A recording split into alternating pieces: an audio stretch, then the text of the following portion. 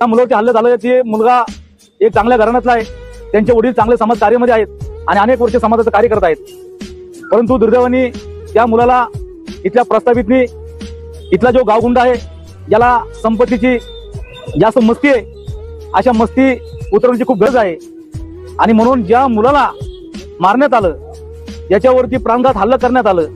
ज्या पद्धतीने त्याला मारत होते तर ही काही साधं सुद्धा मारत नव्हते, एक काहीतरी कित्येक वर्षापासून सूड त्यांच्या डोक्यात होतं, ज्या पद्धतीने घाव करत होते ते अत्यंत दुर्दैव आहे। निमसे उद्धव बाबा निमसे सारखा हा क्रूर पद्धतीने ज्या पद्धतीने पैशाचा माज आणि इथलं त्याची संपत्ती आणि राजकीय लोकांची त्याची गठबंधन असल्यामुळं तो खुलेआम गुंडगिरी करून अशा मुलांना टार्गेट करून मारण्याचा प्रयत्न करत आहे।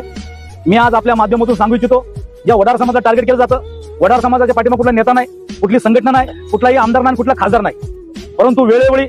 या तो सोमनाथ सूर्यवंशीवरती हत्या झाली, ज्या पोलिसांनी मारलं त्याला, परंतु आदरणीय बाळासाहेब आंबेडकरांनी कुठली जात भेद न बघता वडार समाज